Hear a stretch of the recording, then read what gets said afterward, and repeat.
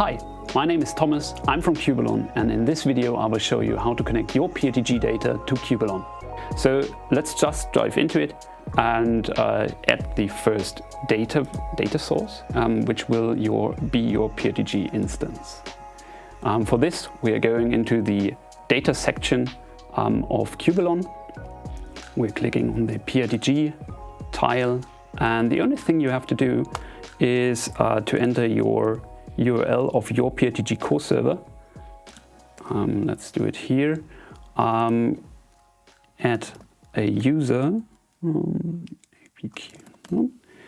and the only thing you have to take care of is that you don't need a password, but you need a password hash. How to generate this you can read in the PRTG documentation. We just add it here.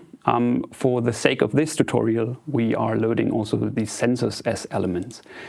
If you have a PRTG instance with a lot of sensors, then in the first step you might skip this, because this will load a lot of elements into your Qbilon instance and might slow down things a little bit. So the last thing you will do is create a schedule so that you load the data into Qbilon on a regular basis. So you don't want to load it just once, but you want to load it several times. For example, every 20 minutes. Let's do it here. 20 minutes. So starting at the 0th minute of a full hour, and we just click save. So now what you see is that the connector is created, but it is not running. The next execution time is scheduled for 10:40, and we don't have time to wait for it. So we just click on the play button. And while the data is loading, we are creating another data source, because this data source, the PRTG connector, just loads the general device tree. And the other data source, the PRTG system information, does load also the system information additionally to the PRTG device tree. What you have to do for this one is like the same as you have done for the first one. You just copy the URL of your core server, add the Qbilon user, and add the password hash again. So you might have seen this allow insecure connections on the other connector too. This usually is used if you are hosting your PRTG server on your own servers and don't have a valid SSL certificate. If you do this, then just make a check mark here. Otherwise, you can leave it clear. And for this one, it loads a lot of data, really a huge amount of data. And therefore, we just schedule it every day instead of every 20 minutes. So we just click day here, say at the 0th hour. And now it will run every day at midnight. So we click save. And now we can see that the second connector is also created here. And the PRTG connector has already run. It took like 22 seconds, sorry. And we will do the same for the second connector and just run it. And while we're doing it, we will create the third and last connector for this tutorial, which is the PRTG merger. The PRTG merger we can just run after the PRTG system information. And for this, you just click here on the execution type dependency and say that it should run after the PRTG system information data scores. So now that we have created all the three data connectors, let's just dive into what those have done. So the first one has loaded the basic device tree of PRTG. The second one has loaded the system information, and the PRTG server merger has merged this information. So basically what those two data connectors did is to load two different sets of data into Qbilon, and the PRTG merger looks for the object IDs of those PRTG instances and merges them together into one data point. So just to give you an overview, what did we load into Qbilon? We did load like 3,000 elements, 3,000 relations, and the schema of this data looks like this. We have PRTG groups, which can contain other PRTG groups. Those groups can contain devices, which in turn can contain PRTG sensor instances. So after this, we can have a look on the different views that have been imported with your PRTG connector. So those are views that have been prepared by the connector and are usually loaded when the connector is instantiated the first time. And what we will have a closer look at is the PRTG device tree with sensors. And for this, we click on the PRTG device tree with sensors.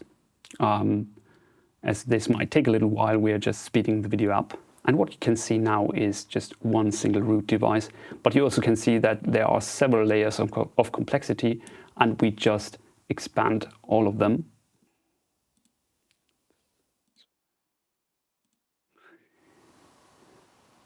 And what you can see now is a complete overview of all the devices, PRTG groups, and the PRTG sensor instances on this PRTG core server. What you can see also is in one view which of those sensors are up, down, or in a state of warning.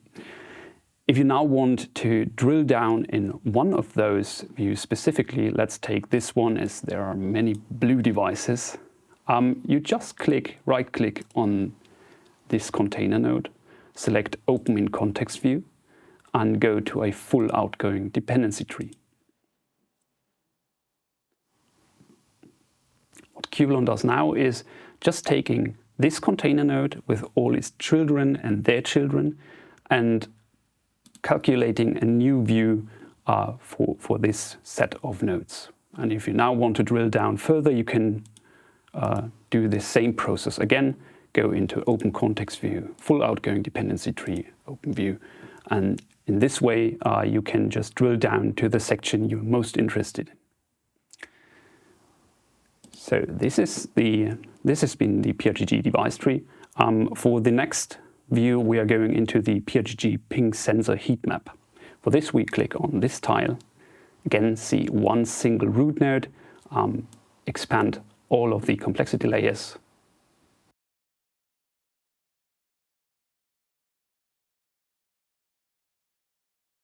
And now have a direct overview over all the ping sensors that are in your PRTG core server. So this is a similar map to the one you've seen before, but it is drilled down already to the ping sensors only. You can see this if you click right in the top right on the view tile, where you can see that for the PRTG sensor instances, we have several constraints. The first one is that the sensor type is either equal to ping version 2, or the sensor type is equal to ping.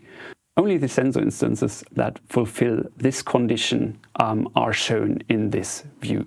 And for this view, we also have created several color rules, which you can see down here, where we say, okay, it has to be red if the number of sensors down is larger than 0, or for a sensor instance, if the status is equal to down. The next view we are showing is, is the PRTG flow data. This view has 3 root nodes, also several layers of complexity. We just drill down again into it. And what we can see in this overview is the actual communication data. So if you have a flow sensor anywhere in your PRTG system, then Qbilon collects all the connections, the live connections, and aggregates them into this view. So what we can see here is that these devices are communicating with those devices over there. We also see directly in which groups they are contained in and to which groups those belong again. If you now want to see these connections in detail, what you can do is not create a context view, but if you right-click and set focus with child relations, where the child relations up to a certain level are kept, and you can focus now on those devices. And now you can see that the device with this host name is communicating with this device over there. This is a great view to onboard new personas to see how the devices are interconnected in the real world. And the last view we are going into is the sensor type statistics. For this, we click on the sensor instance chart, And what you can use this for is some sort of reporting. So if you want to see how many sensors of your system are up or in warning state, then this might be a chart view that is helpful. You can also filter all the data here to certain keywords, like if you want to search for those that are up, you instantly see a list of all devices that have the status up. That's it for this tutorial. I hope you found it helpful. And if you want to learn how to customize your views, then I will show it in the next tutorial. You can find the link in the description below. If you liked the video, hit the like and subscribe button. And if you want to try it out for yourself, just contact our support. I hope to see you in the next video, and goodbye.